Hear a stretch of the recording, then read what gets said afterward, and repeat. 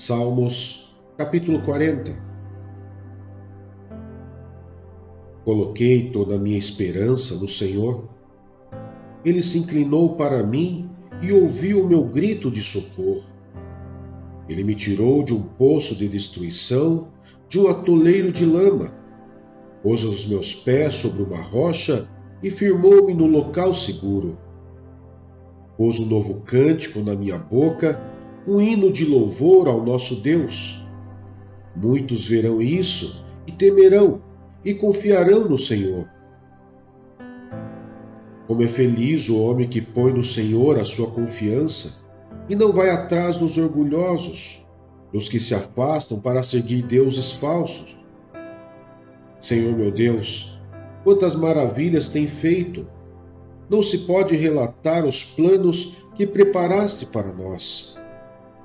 Eu queria proclamá-los e anunciá-los, mas são por demais numerosos. Sacrifícios e ofertas não pediste, mas abriste os meus ouvidos. Holocaustos e ofertas pelo pecado não exigiste. Então eu disse: aqui estou. No livro está escrito a meu respeito. Tenho grande alegria em fazer a tua vontade, ó meu Deus. A tua lei está no fundo do meu coração. Eu proclamo as novas de justiça na grande assembleia. Como sabes, Senhor, não fecho os meus lábios. Não oculto no coração a tua justiça. Falo da tua fidelidade e da tua salvação. Não escondo da grande assembleia a tua fidelidade e a tua verdade. Não me negues a tua misericórdia, Senhor. Que o teu amor e a tua verdade sempre me protejam. Pois incontáveis problemas me cercam, as minhas culpas me alcançaram e já não consigo ver. Mais numerosos são que os cabelos da minha cabeça, e o meu coração perdeu o ânimo. Agrada-te, Senhor, em libertar-me. Apressa-te, Senhor, a ajudar-me. Sejam humilhados e frustrados todos os que procuram tirar minha vida. Retrocedam desprezados os que desejam a minha ruína. Fiquem chocados com a sua própria desgraça os que zombam de mim. Mas regozijem-se e alegrem-se em ti todos os que te buscam. Digam sempre àqueles que amam a tua salvação: grande é o Senhor. Quanto a mim, sou pobre e necessitado, mas o Senhor preocupa-se comigo. Tu és o meu socorro e o meu libertador. Meu Deus, não te demores.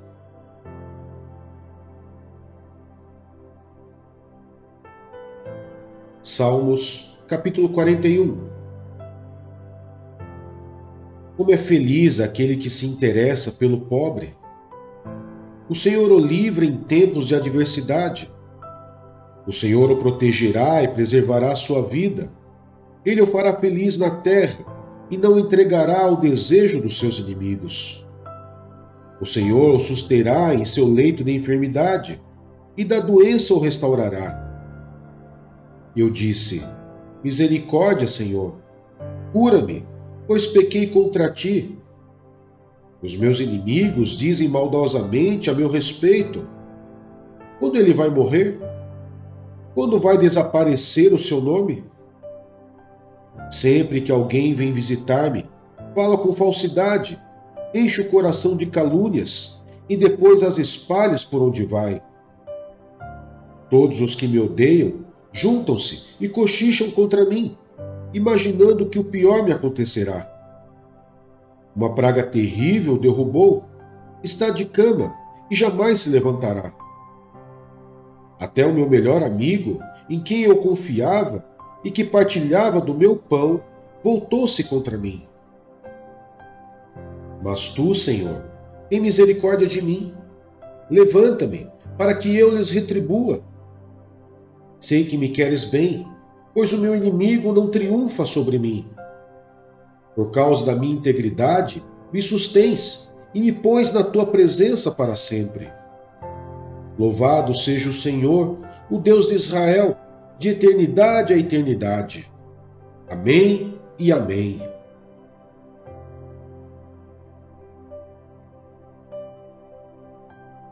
Primeira Samuel, capítulo 23. Davi liberta o povo de Keila. Quando disseram a Davi que os filisteus estavam atacando a cidade de Keila e saqueando as eiras, ele perguntou ao Senhor: Devo atacar estes filisteus? O Senhor lhe respondeu: Vá, ataque os filisteus e liberte Keila. Os soldados de Davi, porém, lhe disseram: Aqui em Judá estamos com medo. Quanto mais se formos a Keila lutar contra as tropas dos filisteus.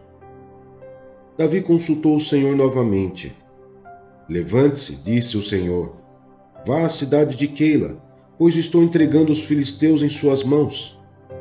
Então Davi e seus homens foram a Keila, combateram os filisteus e se apoderaram de seus rebanhos, impondo-lhes grande derrota e libertando o povo daquela cidade. Ora, Abiatar, filho de Aimeleque, tinha levado o colete sacerdotal quando fugiu para se juntar a Davi em Keila. Saul persegue Davi. Foi dito a Saul que Davi tinha ido a Keila, e ele disse: Deus o entregou nas minhas mãos, pois Davi se aprisionou ao entrar numa cidade com portas e trancas. E Saul convocou todo o seu exército para a batalha, para irem a Keila e cercarem Davi e os homens que o seguiam. Quando Davi soube que Saul tramava atacá-lo, disse a Abiatar: Traga o colete sacerdotal. Então orou: Ó Senhor, Deus de Israel, esse teu servo ouviu claramente que Saul planeja vir a Keila e destruir a cidade por minha causa. Será que os cidadãos de Keila me entregarão a ele? Saul virá de fato, conforme teu servo ouviu? Ó Senhor Deus de Israel, responde-me. E o Senhor lhe disse: Ele virá. E Davi novamente perguntou: Será que os cidadãos de Keila entregarão a mim e a meus soldados a Saul? E o Senhor respondeu: Entregarão. Então Davi e seus soldados, que eram cerca de 600, partiram de Keila e ficaram andando sem direção definida. Quando informaram a Saul que Davi tinha fugido de Keila, ele interrompeu a marcha. Davi permaneceu nas fortalezas do deserto e nas colinas do deserto de Zif. Dia após dia Saul o procurava, mas Deus não entregou Davi em suas mãos. Quando Davi estava em Oreza, no deserto de Zif, soube que Saul tinha saído para matá-lo. E Jonatas, filho de Saul, foi falar com ele em Oreza e o ajudou a encontrar forças em Deus. Não tenha medo, disse ele. Meu pai não porá as mãos em você. Você será rei de Israel e eu lhe serei o segundo em comando. Até meu pai sabe disso. Os dois fizeram um acordo perante o Senhor. Então Jonatas foi para casa, mas Davi ficou em Oreza. Alguns zifeus foram dizer a Saul em Gibeá: Davi está se escondendo entre nós nas fortalezas de Oreza, na colina de Aquilá, ao sul do deserto de Gesimon. Agora, ó rei, vai quando quiseres, e nós seremos responsáveis por entregá-lo em tuas mãos. Saul respondeu: O Senhor os abençoe por terem compaixão de mim. Vão e façam mais preparativos. Descubram onde Davi realmente vai e quem o tem visto ali. Dizem que ele é muito astuto. Descubram todos os esconderijos dele e voltem aqui com informações exatas. Então irei com vocês. Se ele estiver na região, eu procurarei entre todos os clãs de Judá. E eles voltaram para Zif antes de Saul. Davi e seus soldados estavam no deserto em Maom, na Arabá, ao sul do deserto de Gesimon. Depois Saul e seus soldados saíram e começaram a busca, e ao ser informado, Davi desceu a rocha e permaneceu no deserto de Maom. Sabendo disso, Saul foi para lá em perseguição a Davi. Saul ia por um lado da montanha, e pelo outro, Davi e seus soldados fugiam depressa para escapar de Saul. Quando Saul e suas tropas estavam cercando Davi e seus soldados para capturá-los, um mensageiro veio dizer a Saul: "Venha depressa, os filisteus estão atacando Israel." Então Saul interrompeu a perseguição a Davi e foi enfrentar os filisteus. Por isso chamam esse lugar Selá Amalecote. E Davi saiu daquele lugar e foi viver nas fortalezas de En-Gedi.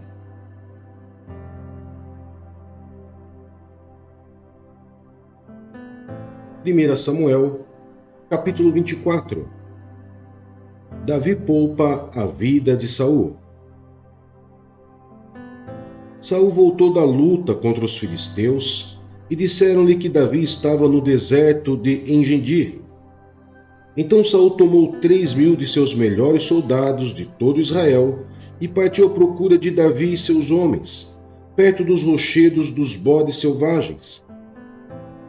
Ele foi aos currais de ovelhas, que ficavam junto ao caminho. Havia ali uma caverna, e Saul entrou nela para fazer suas necessidades. Davi e seus soldados estavam bem no fundo da caverna. Eles disseram: "Este é o dia sobre o qual o Senhor lhe falou. Entregarei nas suas mãos o seu inimigo, para que você faça com ele o que quiser." Então Davi foi com muito cuidado e cortou uma ponta do manto de Saul, sem que este percebesse. Mas Davi sentiu bater-lhe o coração de remorso por ter cortado uma ponta do manto de Saul. Então disse a seus soldados: "Que o Senhor me livre de fazer tal coisa ao meu senhor, de erguer a mão contra ele, pois é o ungido do Senhor."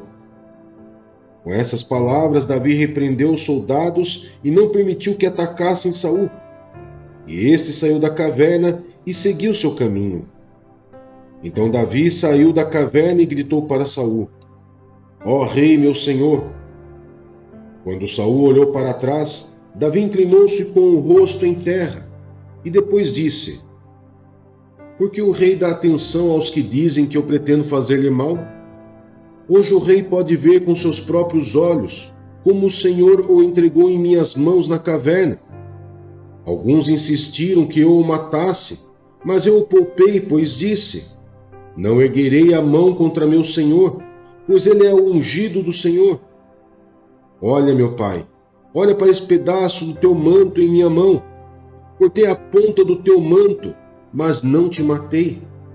Agora estende e reconhece que eu sou culpado de fazer-te mal ou de rebelar-me. Não te fiz mal algum, embora estejas à minha procura para tirar minha vida. O Senhor julgue entre mim e ti. Vingue ele os males que tens feito contra mim, mas não levantarei a mão contra ti. Como diz o provérbio antigo, dos ímpios vêm coisas ímpias. Por isso, não levantarei a minha mão contra ti. Contra quem saiu o rei de Israel? A quem está perseguindo? A um cão morto, a uma pulga. O Senhor seja o juiz e nos julgue. Considere ele minha causa e a sustente, que ele me julgue, livrando-me das tuas mãos. Tendo Davi falado todas essas palavras, Saul perguntou: é você, meu filho Davi? E chorou em alta voz. Você é mais justo do que eu, disse a Davi. Você me tratou bem, mas eu o tratei mal. Você acabou de mostrar o bem que me tem feito. O Senhor me entregou em suas mãos, mas você não me matou. Quando um homem encontra um inimigo e o deixa ir sem fazer-lhe mal, o Senhor o recompense com o bem, pelo modo como você me tratou hoje. Agora eu tenho certeza de que você será rei e de que o reino de Israel será firmado em suas mãos. Portanto, jure-me pelo Senhor que você não eliminará meus descendentes, nem fará meu nome desaparecer da família de meu pai. Então Davi fez seu juramento a Saul, e este voltou para casa, mas Davi e seus soldados foram para a fortaleza.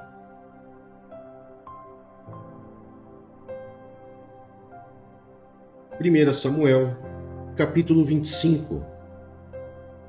A morte de Samuel. Samuel morreu, e todo Israel se reuniu e o pranteou, e o sepultaram onde tinha vivido em Ramá. Davi e Abigail. Depois Davi foi para o deserto de Maom. Certo homem de Maom, que tinha seus bens na cidade de Carmelo, era muito rico.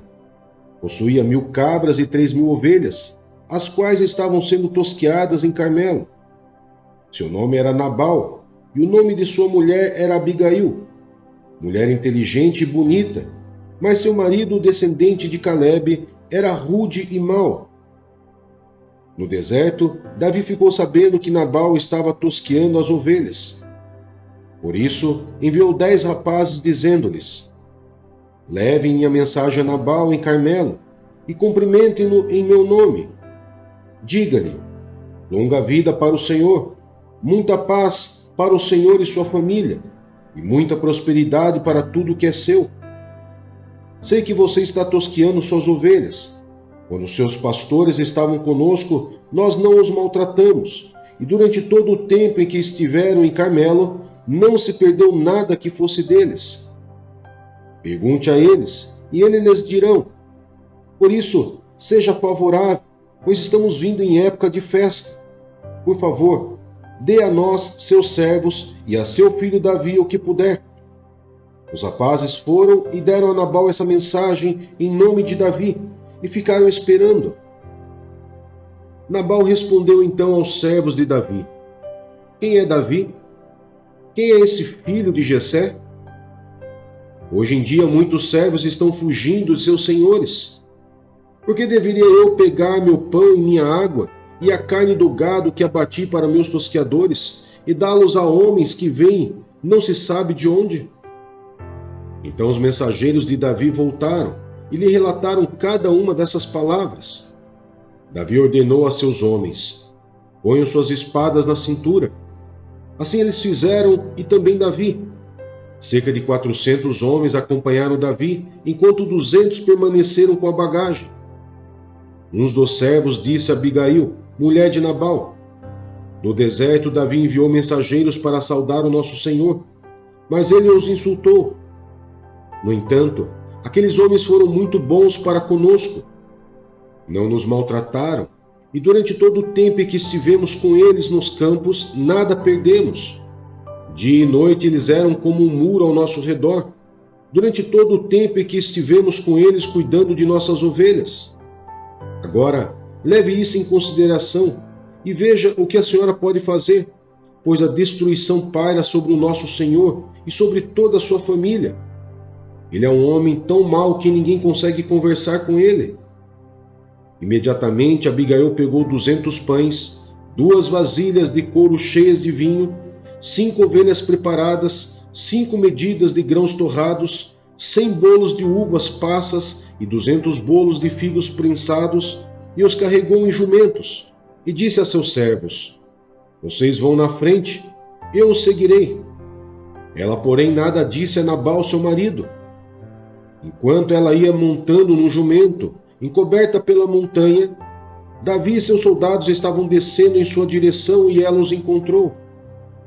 Davi tinha dito: de nada adiantou proteger os bens daquele homem no deserto, para que nada se perdesse. Ele me pagou o bem com o mal. Que Deus castigue Davi e o faça com muita severidade, caso até de manhã eu deixe vivo um só do sexo masculino, de todos os que pertencem a Nabal. Quando Abigail viu Davi, desceu depressa do jumento e prostrou-se perante Davi com o rosto em terra.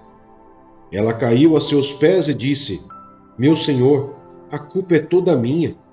Por favor, permite que tua serva te fale. Ouve o que ela tem a dizer.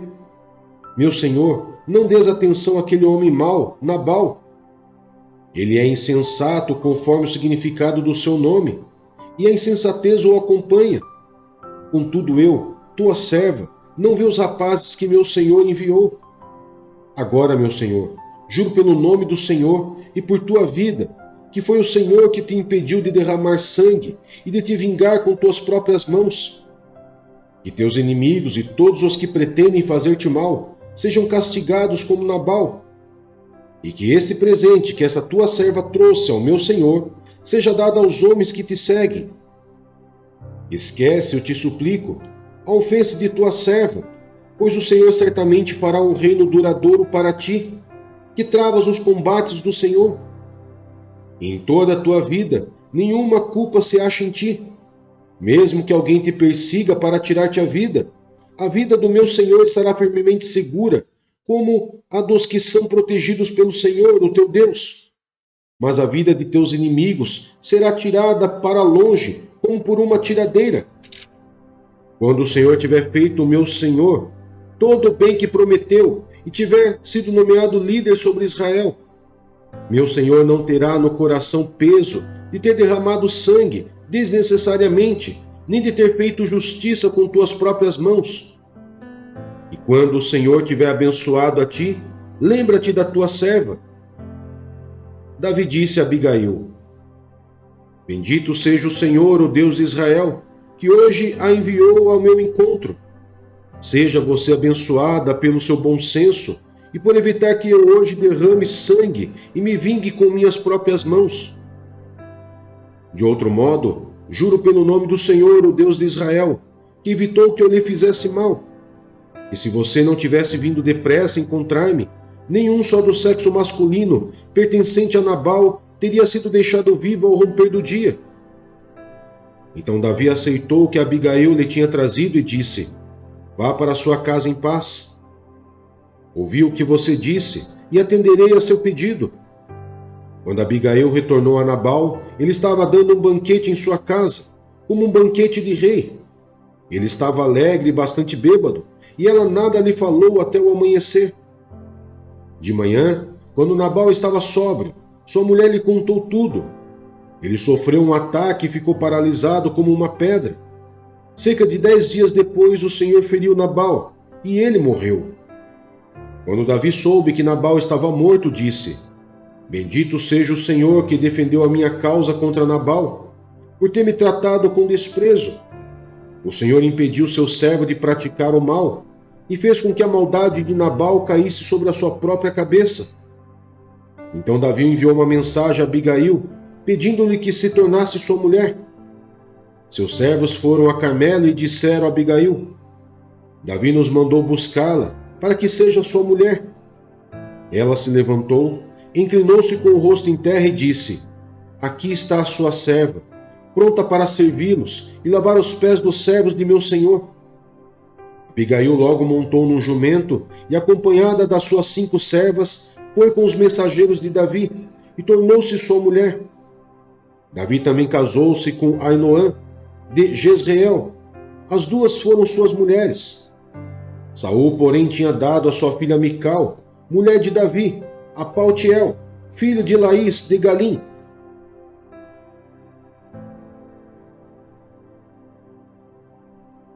Ezequiel, capítulo 4. Cerco simbólico de Jerusalém. Agora, filho do homem, apanhe um tijolo, coloque-o à sua frente, e nele desenhe a cidade de Jerusalém. Cerque-a então, e erga obras de cerco contra ela. Construa uma rampa, monte acampamentos, e ponha arietes ao redor dela. Depois apanhe uma panela de ferro, coloque-a como muro de ferro entre você e a cidade, e ponha-se de frente para ela. Ela estará cercada, e você a sitiará. Isto será um sinal para a nação de Israel. Deite-se então sobre o seu lado esquerdo, e sobre você ponha a iniquidade da nação de Israel. Você terá que carregar a iniquidade dela durante o número de dias que estiver deitado sobre o lado esquerdo. Determinei que o número de dias seja equivalente ao número de anos da iniquidade dela, ou seja, 390 dias você carregará a iniquidade da nação de Israel. Terminado esse prazo, deite-se sobre o seu lado direito e carregue a iniquidade da nação de Judá durante 40 dias, tempo que eu determinei para você, um dia para cada ano. Olhe para o cerco de Jerusalém e com o braço desnudo profetize contra ela. Vou amarrá-lo com cordas para que você não possa virar-se, enquanto não cumprir os dias da sua aflição. Pegue trigo e cevada, feijão e lentilha, painço e espelta. Ponha-os numa vasilha e com eles faça pão para você. Você deverá comê-lo durante os 390 dias em que estiver deitado sobre o seu lado. Pese 240 gramas do pão por dia e coma-o em horas determinadas. Também meça meio litro de água e beba em horas determinadas. Coma o pão como você comeria um bolo de cevada. Passe-o à vista do povo, usando fezes humanas como combustível. O Senhor disse: desse modo os israelitas comerão sua comida imunda entre as nações para onde eu os expulsar. Então eu disse: ah, soberano Senhor, eu jamais me contaminei. Desde a minha infância até agora, jamais comi qualquer coisa achada morta ou que tivesse sido despedaçada por animais selvagens. Jamais entrou em minha boca qualquer carne impura. Está bem, disse ele. Deixarei que você asse o seu pão em cima de esterco de vaca, e não em cima de fezes humanas. E acrescentou: Filho do homem, cortarei o suprimento de comida em Jerusalém. O povo comerá com ansiedade comida racionada, e beberá com desespero água racionada, pois haverá falta de comida e de água. Ficarão chocados com a aparência uns aos outros e definharão por causa de sua iniquidade.